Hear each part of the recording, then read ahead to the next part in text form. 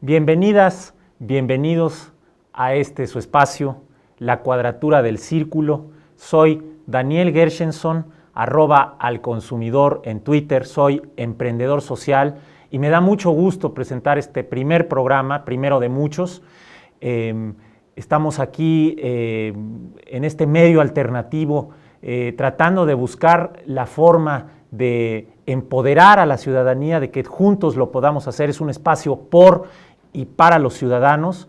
Estamos buscando en México nuevos cauces de participación ciudadana y uno de ellos podría ser al que nos ha invitado Rompeviento Televisión por Internet. Ojalá y ustedes nos puedan seguir acompañando. Este es el programa inaugural, estamos a sus órdenes y bueno, pues comenzamos.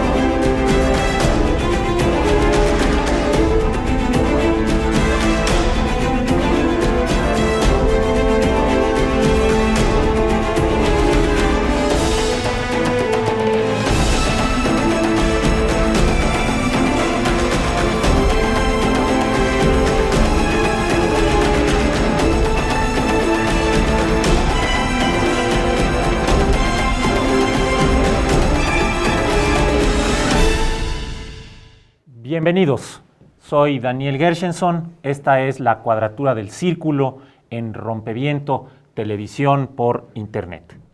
El tema de hoy es un tema apasionante, es memoria y espacio urbano y hablará, como su nombre lo indica, acerca de cómo procesamos, no solamente en México, sino en otros países, el fenómeno de la memoria. Qué tan inmersos estamos en aquellas causas que podrían rescatarnos de las crisis presentes, de crisis futuras, mediante el uso juicioso de la memoria, de los monumentos, los memoriales, etc. Y me remito a una anécdota muy conocida de los años de la Guerra Fría, de Willy Brandt, quien en el año de 1970, el día 7 de diciembre para ser exactos, en su calidad de canciller de la República Federal de Alemania, en esos momentos Alemania estaba dividida, se unificó hasta el año 1989, Willy Brandt visitó Polonia, visitó Varsovia, el lugar exacto donde tuvo lugar, valga la redundancia, uno de los eventos más emblemáticos de la Segunda Guerra Mundial. Me refiero al exterminio del gueto de Varsovia. Hubo una insurrección en los meses de abril y mayo del año 1943 y entre las muchas atrocidades que cometió el régimen nazi durante esa época fue la práctica eliminación física de todos los habitantes del gueto más grande en Europa, del gueto de Varsovia. Ahí vivían hacinadas muchísimas familias y la inmensa mayoría fue a parar a los campos de exterminio. En ese lugar, el 7 de diciembre de 1970, Willy Brandt, quien también fue alcalde de Berlín Occidental durante la construcción del muro de Berlín, se acaban de cumplir 52 años de la construcción de ese muro, del muro de la ignominia, un socialista que había vivido en el exilio durante la Segunda Guerra Mundial, hizo algo inédito, algo inaudito, algo que lo hizo pasar a la historia. Lo que hizo Willy Brandt fue hincarse, arrodillarse y no pronunciar una sola palabra.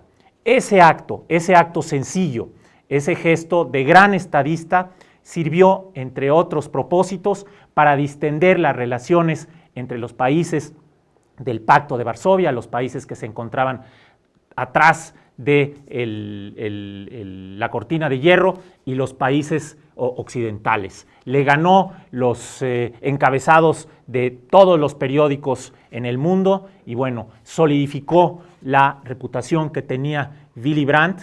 Si ustedes quieren, podemos pasar a un video que consigna este evento. Corre video, por favor. Für den Bundeskanzler ist dies angesichts der Millionen Nazi-Opfer in Polen ein schwerer Gang.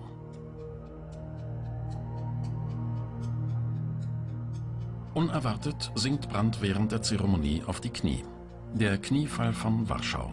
Das Bild geht um die Welt. War es eine spontane Geste oder vorher geplant? Hans-Jakob Stehle ist sich sicher. Ich stand zufällig.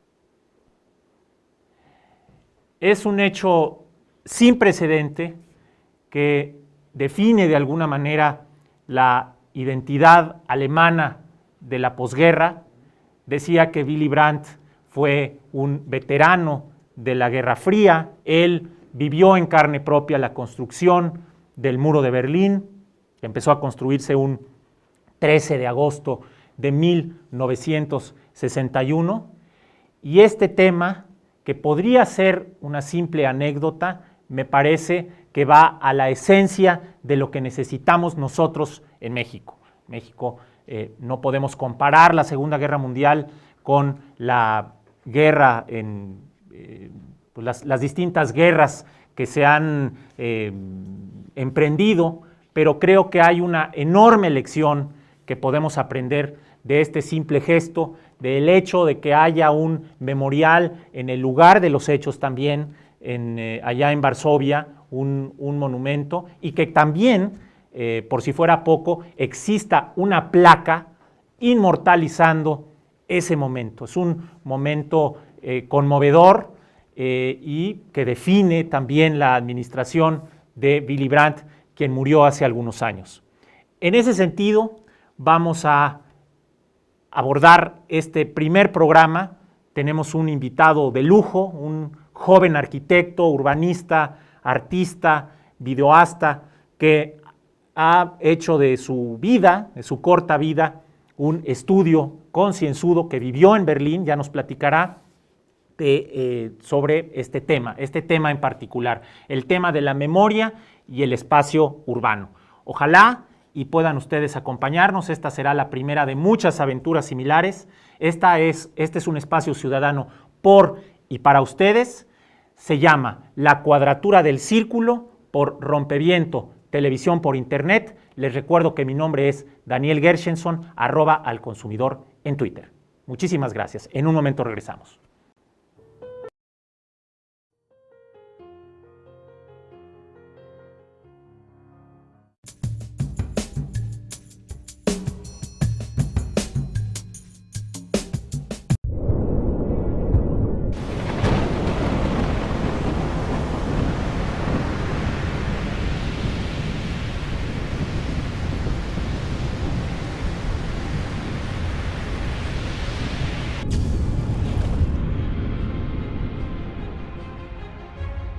Estamos cumpliendo un año de estar al aire. Estamos muy felices porque estamos cumpliendo nuestro primer año aquí en Rompeviento Televisión por Internet. Hay muchas razones para felicitarnos y para celebrar que hayamos llegado a este primer año. Es un proyecto crítico, es un proyecto alternativo, es un proyecto independiente de hacer una televisión con sentido del humor, con inteligencia, y donde ustedes también son parte de este proyecto. Hemos alcanzado ya una audiencia promedio mensual de 600,000 cibernautas o televidentes. Estamos muy contentos, estamos de fiesta, estamos felices porque llevamos ya un año al aire. Muchas felicidades a Rompeviento por este primer año, estamos muy contentos de pertenecer al equipo. Son 12 meses, que son muchos pasos recorridos. Bueno, esperemos que no sea el único ni el último y que tengamos muchos más de Rompeviento. Gracias, gracias y otra vez, gracias. Felicidades. Felicidades.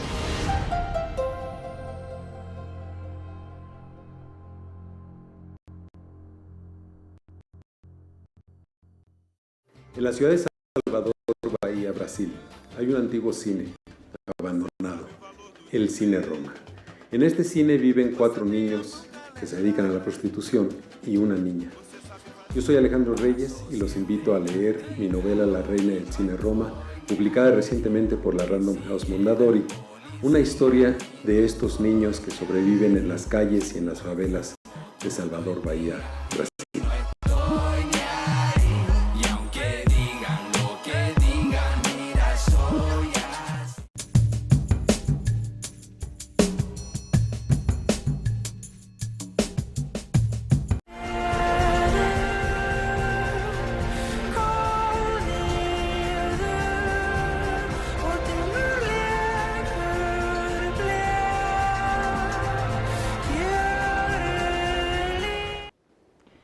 Estamos de regreso, ahora sí, con nuestro invitado, un gran amigo, Sergio Beltrán García. Muchísimas gracias y qué bueno que apadrinas este primer programa. Sergio es arquitecto, es urbanista, es videoasta, es una persona con una profunda convicción social y además es una persona que conoce sobre este tema que es, les recuerdo, memoria y espacio.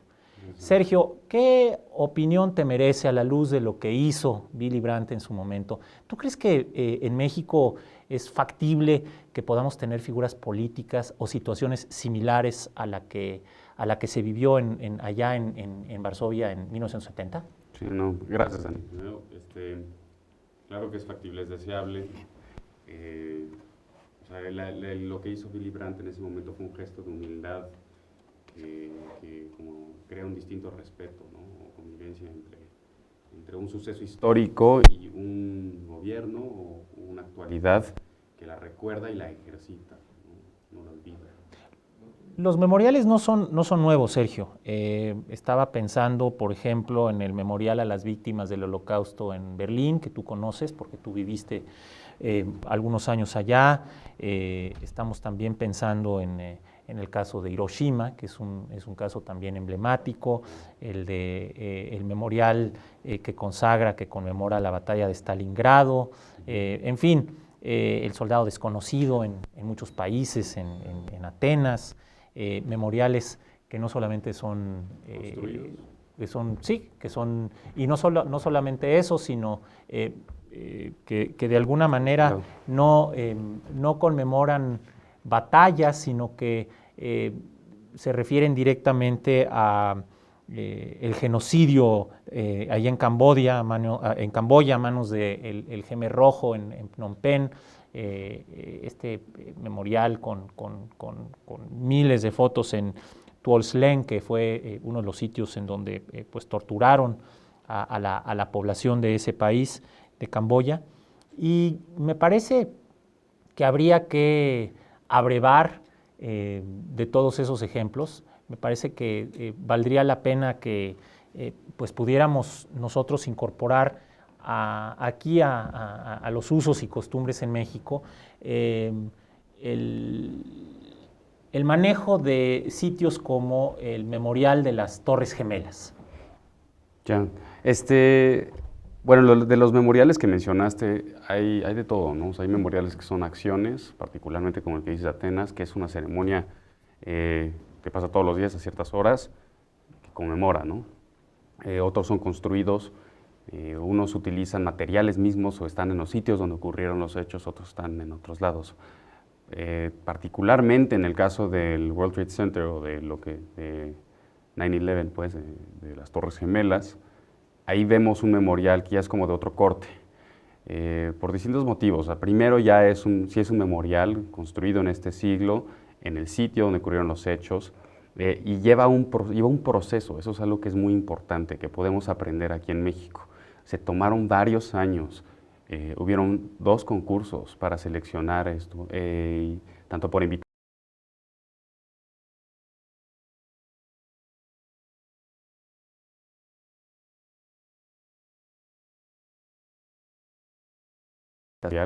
para colocar los nombres, ¿no? Eso es algo también como muy sensible del World Trade Center. Es un memorial que ya apuesta al uso de nuevas tecnologías, para poder expresar su mensaje. Y que incorpora también elementos naturales, como los árboles, ¿no? Hay un árbol, el famoso árbol que sobrevivió, que fue habilitado y que está colocado en un lugar prominente del memorial. Exacto. Sí, es un memorial muy enriquecido que ofrece una experiencia, no es tal cual un mensaje dirigido y cerrado para que cualquier persona que lo visite pues nada más lea una placa y se entienda una historia.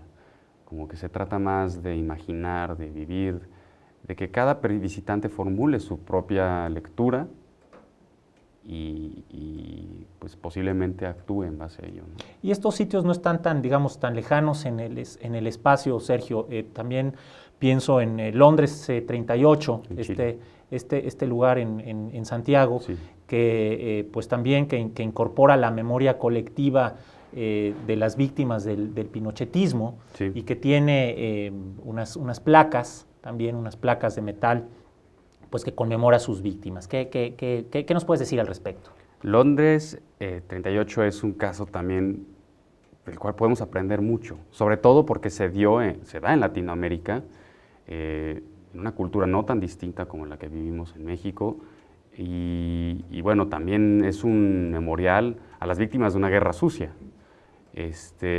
Entonces, Londres 38, brevemente lo que sucedió es un inmueble ubicado en una calle, era una casa en la que se mataron creo que 90 y tantos disidentes, detenían y torturaron ahí a personas que están en contra de Pinochet, y bueno, y se abandonó, ¿no?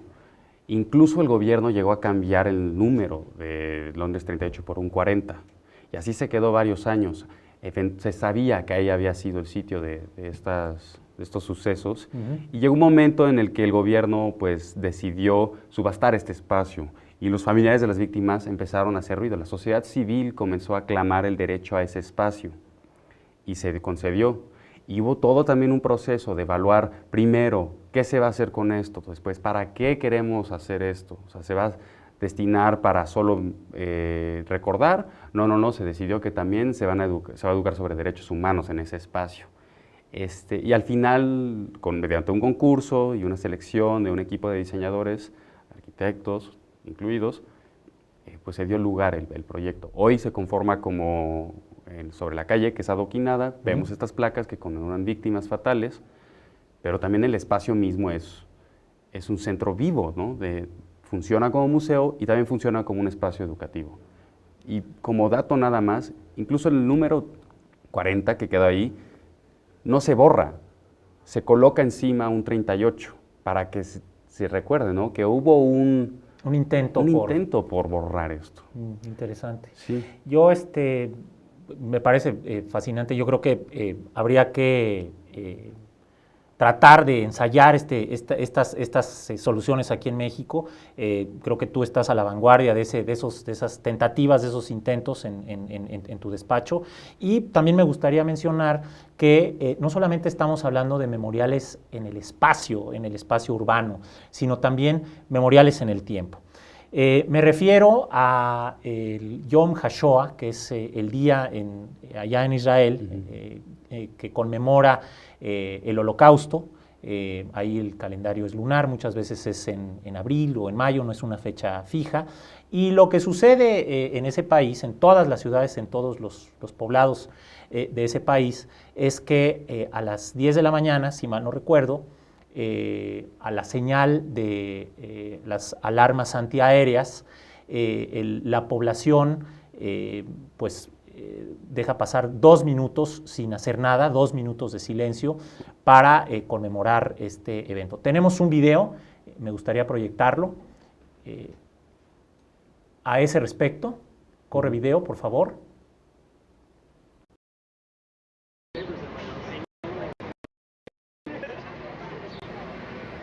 Cualquier ciudad, podría ser Tel Aviv, podría ser Jerusalén, los coches pasan, la gente camina hacia sus trabajos, hacia sus casas. Es un video un poco largo, sí les pido un poquito de paciencia. Pero o sea, estamos viendo un día cotidiano. Exactamente, se escuchan las alarmas y de repente todo se congela. es una especie de, como yo decía, de memorial en el tiempo. Y entiendo que el silencio es abrumador y por demás elocuente, ¿no?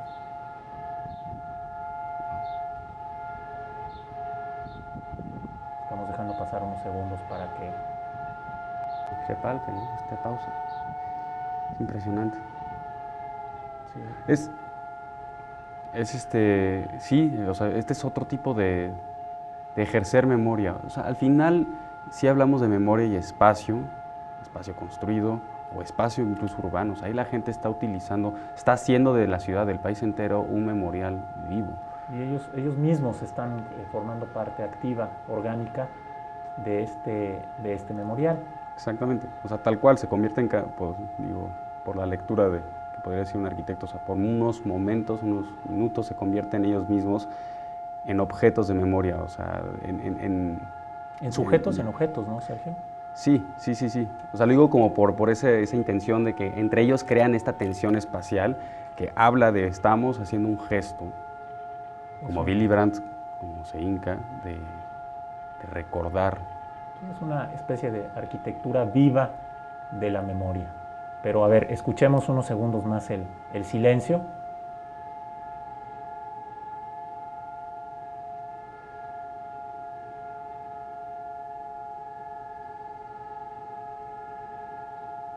Únicamente si se fijan, pues algún conductor despistado pasó, suenan las alarmas antiaéreas y retoman su camino. Esto en México podría también estar sucediendo y ojalá y suceda para conmemorar todas nuestras tragedias.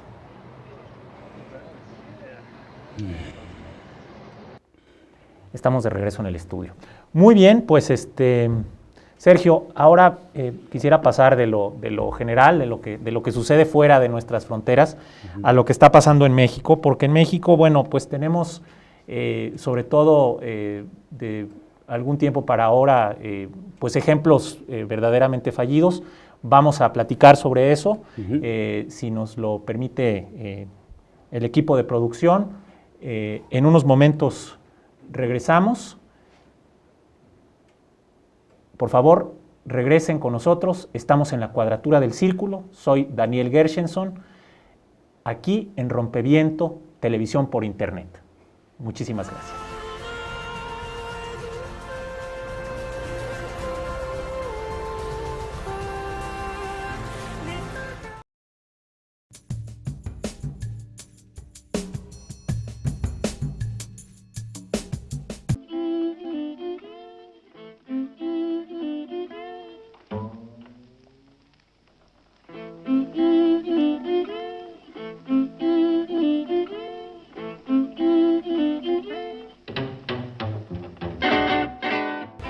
Duopolio, ¿no? O sea, Televisa, TV Azteca.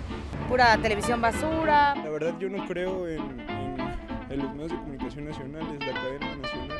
Están totalmente invadidos de por ejemplo, los políticos. Lo que quieren que sepa se sabe, lo que no. No muestran contenidos ricos y diversos y entonces, pues precisamente por eso siento que están orientados a lo que ellos quieren mostrar nada más y no lo que realmente le puede interesar a la población en general, ¿no? Están manipulados hasta los noticieros, todos los reporteros ya están comprados por algún partido político. Todo lo que pasa en televisión es mentira. Hay que decir la verdad. Rompeviento. ¿Rompe qué? Pues algo que transgrede, ¿no? Sí, romper esquemas, ¿no? Ir a la contra. No sé, ir a la contra del viento, de la corriente. Pues es que hay muchos significados, ¿no? Puede ser pues, rompevientos, pues... Es aire en movimiento. Pues algo que corta el aire, ¿no? A ver. Explíqueme.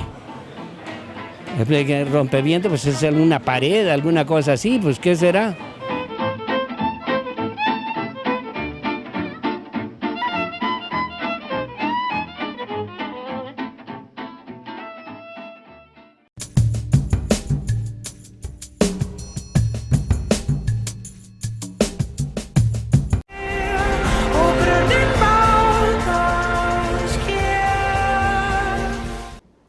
Estamos de regreso en el primer programa de La Cuadratura del Círculo. Soy su amigo Daniel Gershenson, @alconsumidor en Twitter. Estamos en Rompeviento, televisión por internet. Y bueno, platicábamos Sergio Beltrán, arquitecto, gran amigo, urbanista, experto en este tema de la memoria y el espacio urbano. ¿Por qué no platicamos, aprendiendo, verdad? ¿Por qué no platicamos un poquito sobre la experiencia de la Estela de Luz? Muy bien.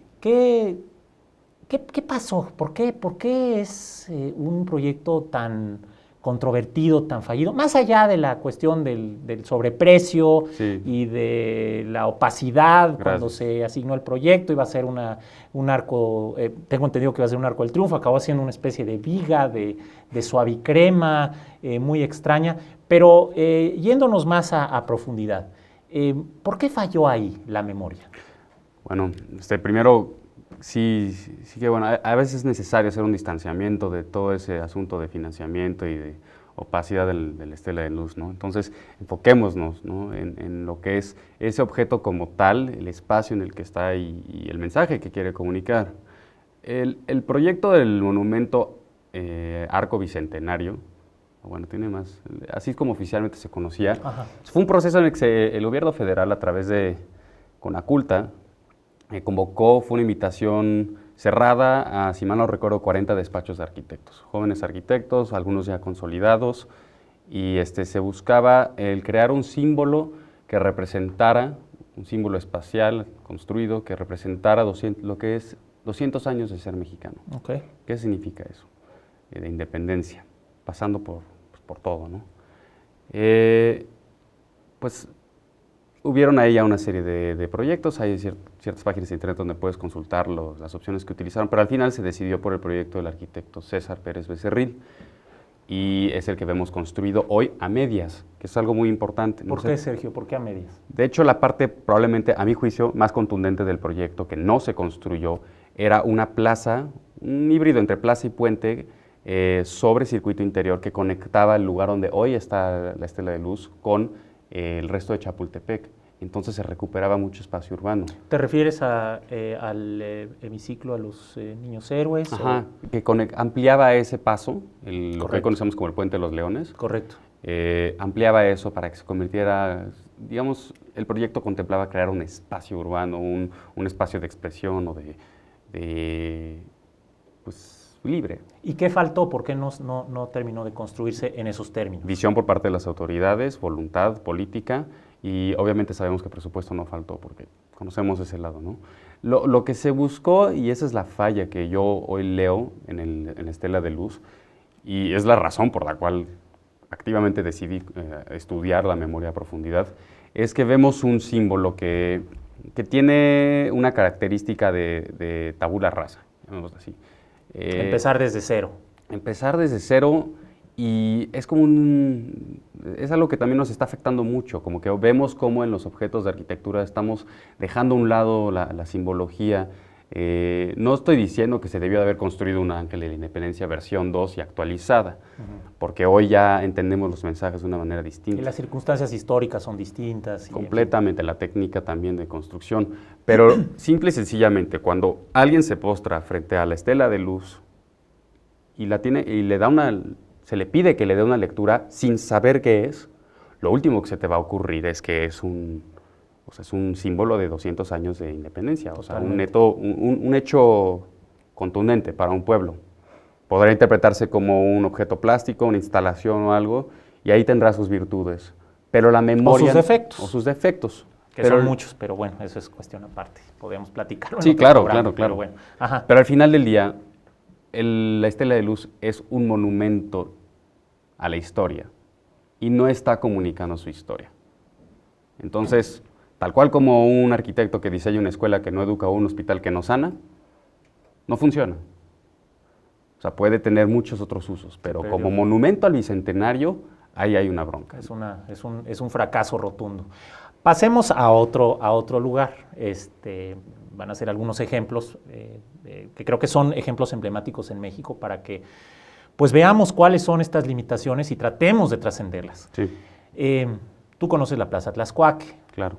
Ahí, durante el terremoto de 1985, el 19 de septiembre. Oh, sorpresa. Existían pues separos de la policía política en nuestro país, en la capital de nuestro país, y pues fueron extraídos cuerpos con evidentes huellas de tortura, encajuelados, etc. Parte del edificio se cae, hubo muchos activistas, hubo incluso homosexuales que fueron a dar a esas mazmorras. Hay historias terroríficas relacionadas con este lugar ahí en Tlaxcuaque. ¿Y qué hace el gobierno del Distrito Federal? ¿Cuál es la gran solución que postula el anterior gobierno, el gobierno de Marcelo Ebrard? Y aquí digo, no estamos politizando, aquí me parece que en este ejercicio de amnesia pues participan PRI, PAN, PRD y los demás partidos. Todos tienen su cuota de culpa y de responsabilidad. ¿Qué es lo que hace? Que bueno, pues el gobierno en su infinita sabiduría le cede ese espacio junto con un pedazo del bosque de Chapultepec a un gobierno a todas luces dictatorial que está inmerso en una campaña de propaganda, porque no hay otro término que pueda describir lo que sucedió con la estatua de Aliyev, que afortunadamente ya no está en ese lugar. El problema de Tlaxcuaque me parece que es doblemente grave, porque es un espacio que debió de haberse adoptado por parte de un gobierno que se dice que es progresista, que es un gobierno de izquierda, y que tiene una función muy extraña.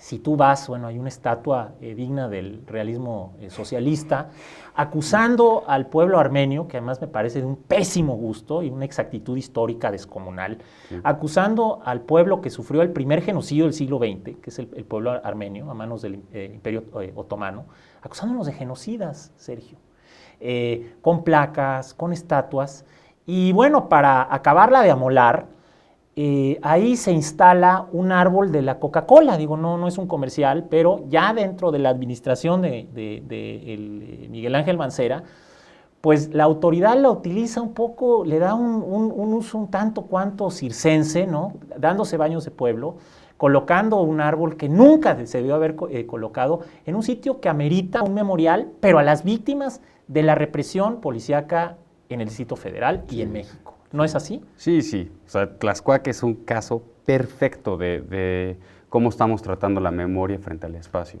al menos en esta ciudad. Porque efectivamente, vemos o sea, primero vemos lo que pasó antes de que hubieran las dependencias de policíacas donde hubieron torturados, o sea, lo que ocurría antes. Hoy sí hay una capilla ahí del siglo XVII, ¿no? Eso es ese elemento, tenemos ese tipo de memoria, que era la puerta sur de la Ciudad de México, incluso en tiempos de prehispánicos, también tenía su uso ese mismo sitio, pero después ya vemos lo que sucede en el siglo XX, una memoria de los inicios de protesta, ¿no? Modernos, o bueno, postmodernos en la Ciudad de México. Sabemos ahí donde nació el movimiento pro derechos de la comunidad LGBTQI. Vemos también ahí donde mujeres que están peleando por el derecho a decidir comenzaron a ser torturadas y castigadas.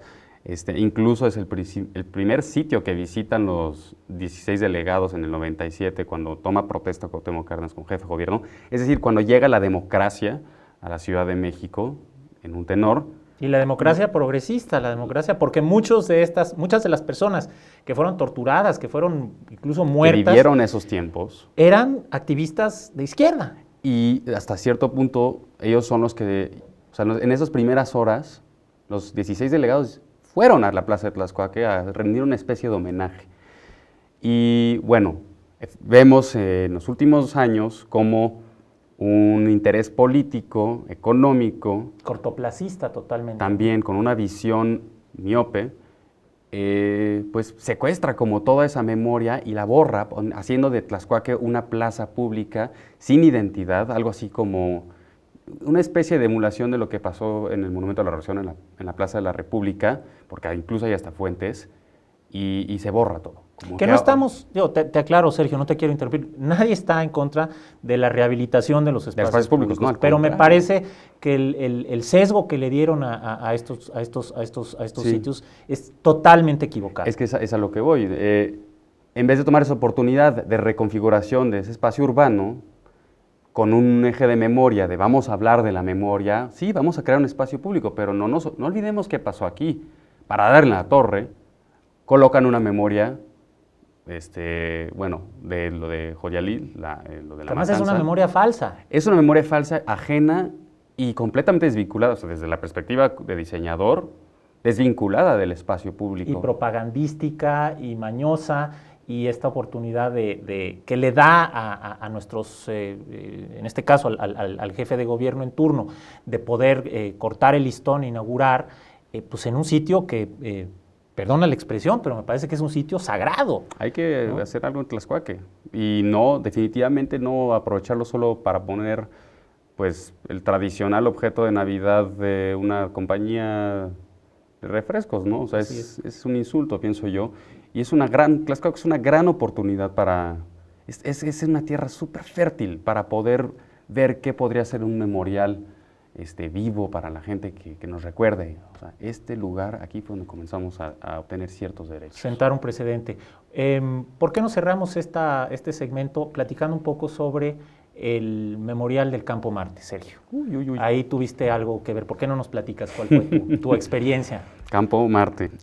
Kafkiana experiencia. Sí, bueno. no, terrible, caray. Hace un año casi exactamente, en julio. Ahí es importante hablar del proceso, ¿no? Claro. Porque esa es precisamente la visión que no estamos teniendo los mexicanos con la memoria y el espacio. Es que lo estamos contemplando solo como objetos colocados de un día para otro o en el transcurso de unos meses, que no buscan crear un proceso que lo acompañe y lo justifique. Correcto. El memorial, lo que caracteriza un memorial de un monumento, y con esto quiero como explicar por qué el Campo Marte tenemos un problema. La diferencia entre un memorial y un monumento, en pocas palabras, es que el monumento lo construye una sola voz oficial. De arriba para abajo. Ajá. Y el memorial busca hacer lo contrario. Incorporar. Es tejer una historia entre varias voces, jamás cerrarse en una sola historia. Y de abajo, no tanto de abajo hacia arriba o de arriba hacia abajo, es más bien como todos llegando a un tema desde sus distintos lugares, desde sus distintas voces. Entonces ese memorial se construyó de una manera como monumento. Un día el gobierno saca una convocatoria y pide que se haga un concurso de un mes de duración, opaco, por más que insistieron que fue público, fue opaco, no se publicitó, difícilmente yo me enteré de qué estaba sucediendo, de entregar propuestas. Al final yo me entero, después de que se me transcurre y tras análisis, junto con un colega, decidimos entrarle al concurso a manera de protesta, porque con palabras podemos decir muchas cosas, pero como arquitecto hay que hablar en arquitectura. Entonces, para ver de qué se trataba esto, metemos un proyecto al concurso y bueno, o sea, nos toca ver quiénes están ahí. Nos enteramos que varios de los arquitectos prominentes de México se negaron, boicotearon el concurso. Incluso las autoridades federales llegaron a hablarle a estos arquitectos para invitarlos de por favor, mete un diseño. Y ellos decían, no queremos nada que ver con tu simulacro de memorial. Y al final, pues, sí, resulta un ganador y se construye esto que yo llamo monumento. A las carreras. Pues sí, a las carreras. Y desde tu perspectiva arquitectónica, perdón por interrumpirte, Sergio, de tu profesión, del pie del cual cojeas, como dicen vulgarmente, ¿qué opinas de este lugar? Mira, yo tengo que dar dos opiniones. La primera en es... 2 minutos o menos, porque este segmento está por terminar y te ofrezco eso. Lo podemos retomar en el segmento que viene, pero... Sí. Por un lado, espacial, y este es juicio personal. Sí, claro. ¿no? Espacial y físicamente es un gesto soberbio, o sea, de mucha fuerza. Pero fuerza mal... Fuerza positiva, como un ejercicio plástico, llamémoslo, escultural, yo lo considero muy bueno. Pero dado que es un memorial, falla. Yo difícilmente imagino a una víctima de la violencia llegando desde donde esté allá en una esquina recóndita de México hasta el centro de la ciudad a ver aquí e identificarse y sentarse a reflexionar. No creo que esté hecho para ellos. Yo no creo que fue hecho ese objeto para la gente. No les dice nada. No fue hecho para ellos. No fue hecho con ellos. Y además no se pudo inaugurar en tiempo, en forma, tuvo que ser el secretario de Gobernación. En fin, las circunstancias que creo que casi todos conocemos. Pero tenemos que hacer una pausa. Muchísimas gracias. Corte comercial.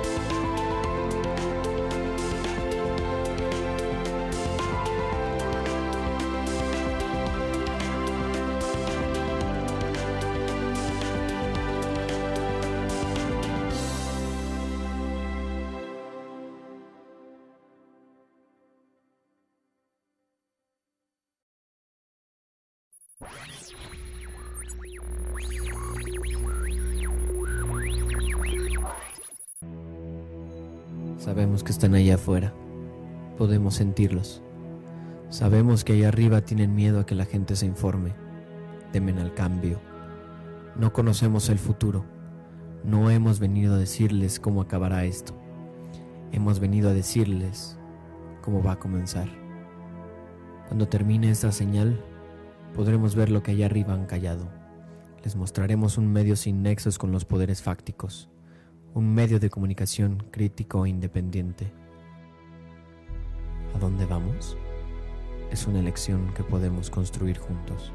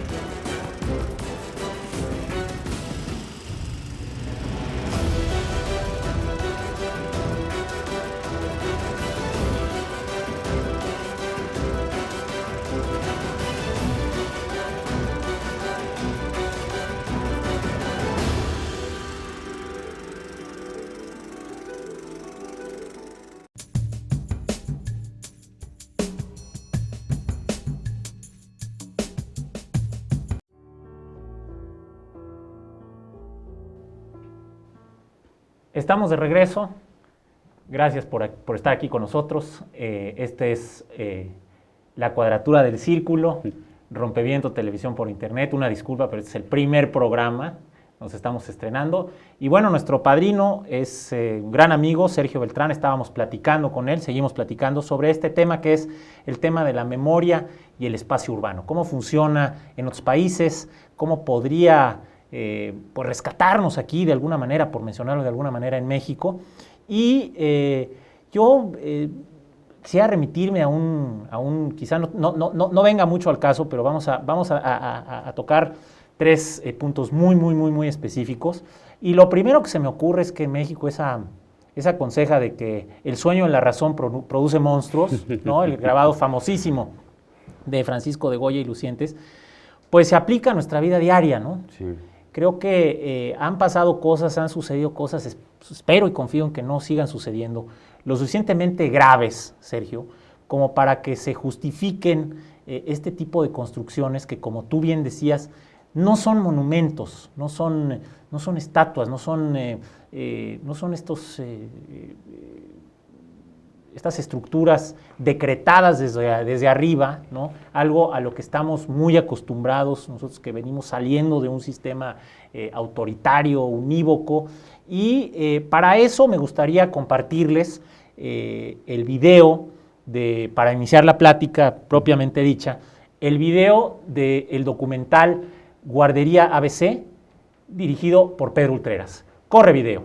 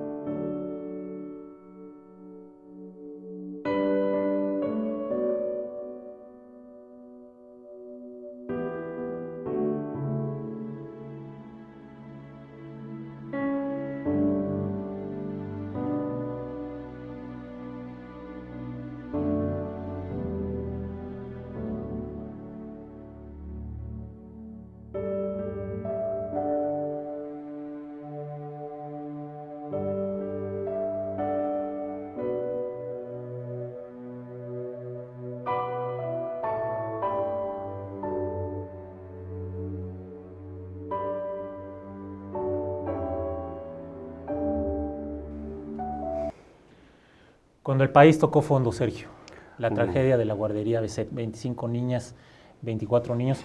Y bueno, yo, antes de abordar el tema propiamente dicho, me gustaría también pues, lanzar esta idea que me atosiga y que tiene mucho que ver con el tema de la memoria, y que es que pues hay responsables con nombre y apellido de los cuales no podemos nosotros olvidarnos, ¿sí? Responsables como Juan Molinar Orcasitas, el vocero del PAN y secretario técnico del Pacto por México, responsables como el exgobernador Eduardo Burs, ¿no? Quien en su momento dijo que dormía como bebito. En fin, es una historia digna de varios programas a los que me gustaría incluso invitarte. Responsables como Abel Murrieta, el ex procurador estatal, todos ellos con fuero. Abel Murrieta es diputado local, el ex presidente municipal de Hermosillo es actualmente senador con fuero, él preside una comisión muy importante, la Comisión del Trabajo. Incluso se habla de él, del señor Ernesto Gándara, como un posible gobernador de Sonora para las elecciones del 2015, como un posible presidente del Senado, en algunos trascendidos en periódicos. Se ha hablado de la posibilidad de que este señor presida el Senado, que es un puesto sumamente importante. Su compañera de fórmula se llama Claudia Pavlovich, ella era legisladora local, recomendó ampliamente a los dueños de la guardería ante el juez que llevaba la causa. Hay una carta firmada de su puño y letra. Y bueno, es en casos así donde vemos que lejos de que haya una sanción social antes de que se reivindique la memoria colectiva, lo que está sucediendo es exactamente lo contrario. En otros casos, y si quieres ahorita entramos al tema propiamente dicho, pero no está de más mencionarlos también, otros casos como el de el Casino Royal, en donde el exalcalde de Monterrey, el señor Fernando Larrazábal, actualmente es diputado con fuero, es diputado federal con fuero. Y bueno, el caso del Casino Royal es también un caso muy lamentable. Murieron 52 personas, 2 de ellas mujeres embarazadas. Ahí se han improvisado altares, se requiere un memorial. Los grupos sociales que apoyan a las familias quieren que haya un memorial permanente.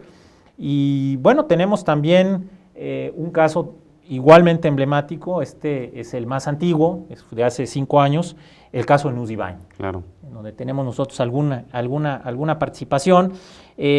El Nuzibain, este operativo fallido, policíaco, que le costó la vida a 9 jóvenes y a 3 policías, muchos lesionados, el 20 de junio del año 2008, ahí el responsable de la policía, que se llama Joel Ortega, es actualmente director del Metro. Sí. Es algo verdaderamente imposible de creer en un país que no sea México. Claro. El señor Joel Ortega le manejó la campaña a Miguel Ángel Mancera, ¿no? Ya platicamos un poquito del señor Mancera cuando mencionábamos la plaza de Tlaxcuaque, Joyalí. Y también hay un mando policiaco que era el mando responsable o parcialmente responsable de este operativo, que se llama Luis Rosales Gamboa, que fue exhibido en su momento por los muchachos de Yo Soy 132. Aprovecho para reiterar que tú perteneces a este movimiento de Yo Soy 132, porque resulta que el señor Rosales, lejos de haber sido cesado, lejos de haber enfrentado la acción de la justicia, pues fue jefe de policía durante los eventos del 1 de diciembre, ¿no? Claro. En donde granaderos, bueno, pues la emprendieron en contra de jóvenes que no tenían absolutamente nada que ver con lo que estaba sucediendo. Algunos de ellos fueron torturados. Y bueno, pues el señor Rosales sigue como subsecretario de aquí, de la Secretaría de Seguridad Pública del Distrito Federal. Me parece muy lamentable, Sergio, que... Ahí hay, o sea, el granadazo de Morelia, Villas de Salvarcar, en Tamaulipas, por todos lados tenemos... Bueno, qué bueno que lo mencionas, porque se me olvidó mencionar, valga la redundancia, a la actual secretaria general del PAN, es una mujer yunquista, por más señas, que se llama Cecilia Romero, y Cecilia Romero fue en su momento, y con esto ya termino, fue la responsable del Instituto Nacional de Migración, a quien según ella se le atravesó la masacre cuando lo que ella quería era ser presidenta del PAN. Por un pelito no fue presidenta, pero sí lo es, secretaria general del PAN, y bueno, pues ella sigue muy campante, Sergio. Es terrible que vivamos en un país en donde se premie la impunidad de esta manera. Y yo creo que en México tenemos tanta urgencia de trabajar con la memoria y el espacio, ¿no? O sea, porque tenemos una situación de impunidad flagrante, ¿no? O sea, sabemos que los números están arriba del 80 y tanto % de los crímenes salen impunes. Entonces, mucho de lo que también hay que preguntarse a la hora de hacer un memorial es que, ¿qué vamos a recordar y para qué? Entonces, aquí pues vamos a recordar, normalmente cuando te metes cuando te golpeas, o sea, quieres acordarte de qué fue lo que hizo eso para no volverlo a hacer, ¿no? Porque tienes una voluntad de bienestar o tienes una voluntad de no volver a pasar ese dolor. El memorial similarmente busca hacer lo mismo, que sea un objeto que te recuerde a qué hiciste mal para que ya no lo vuelvas a hacer.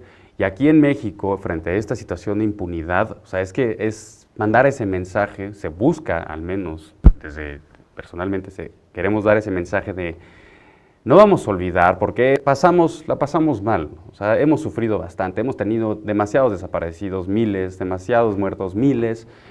Una guerra en curso donde hay irresponsables, personas que tienen el trabajo, se les paga por evitar y castigar estas situaciones y no se está haciendo. Entonces, o sea, hay un trabajo muy grande a nivel nacional. Por eso un memorial en un solo lugar como el de Campo Marte, pues ¿qué puede decir a quienes están, a los campesinos de Cherán? Además, simbólicamente, colocar un memorial junto al Campo Marte, pues es un mensaje totalmente contradictorio, ¿no, Sí, Sergio? o sea, por todos lados lo puedes ver, de ese mismo desprecio al construir memoria o al hacer memoria. O sea, algunos le dan la lectura de que se le ganó tierra al campo de guerra. No, o sea, tienes dos frentes antagónicos sin comunicación. Es más, un proyecto responsable que se plantearía al lado de Campo Marte, de alguna manera se comunicaría con el poder militar para decirles, hola, estamos aquí, y si este memorial está siendo visitado es porque ustedes no están haciendo bien su trabajo hasta cierto punto. Su trabajo de mantener seguro el país no lo están haciendo.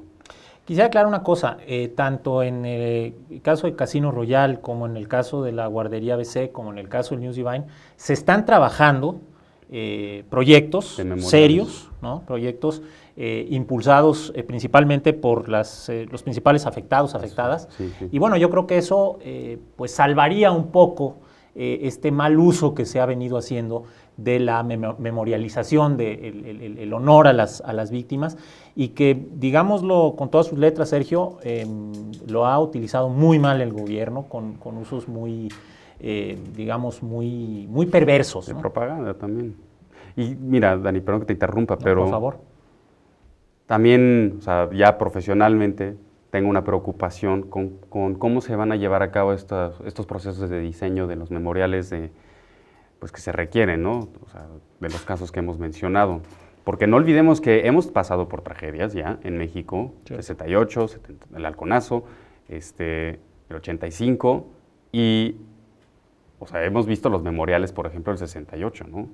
Es un monolito en una plaza que, o sea, creo que tan poco impacto ha causado que hasta cierto deterioro ya lleva, ¿no? Sí, qué bueno que lo mencionas, porque me tomé la libertad de incluir una foto de esta laja que no dice nada, además que incluye un número muy reducido de víctimas. Parece incluso, yo creo que sí fue deliberado, pero parece pues demasiado mal escrito, ¿no? Yo creo que es una triste ocurrencia, y se pierde en la Plaza de las Tres Culturas. Ahora bien, en el caso del Halconazo estamos peor. Los eventos del 10 de junio de 1971, la represión contra los muchachos que en ese momento estaban marchando y se dirigían hacia el Zócalo de esta foto, pues que es una foto también icónica de lo que sucedió hace más de 42 años. observarán en el fondo el Cine Cosmos, que es un lugar pues que ya no existe, que ya pues está verdaderamente en ruinas, donde tuvieron lugar estos tristísimos eventos, donde hubo apenas 2 años y medio después de la masacre de Tlatelolco, una vez más a los jóvenes se les estaba reprimiendo. Y bueno, me gustaría compartirles cómo se ve el Cine Cosmos hoy, porque ahí debería también de haber un memorial a las víctimas, a estos jóvenes que perdieron la vida, que fueron lesionados. Y hay una gran deuda por parte del Estado mexicano en ese sentido, y también, ¿por qué no decirlo?, por parte de la sociedad mexicana, que permite que estas cosas sigan sucediendo a su alrededor, Sergio. Los diseñadores. Sí. Pues mira, yo no quiero dejar pasar la oportunidad, tengo que volver a agradecer a Rompeviento Televisión por Internet. Se nos está acabando el tiempo, no tenemos suficiente tiempo para agradecer a todo el equipo de producción. Me parece que el programa de hoy ha sido un programa pues de lujo, ha sido un programa muy interesante. Te prometo que te vamos a tener de regreso, Sergio. Gracias de todo corazón. Gracias a todos ustedes, a todas y a todos. Gracias por su paciencia, porque esto pues no es fácil. Este es el primer programa de muchos.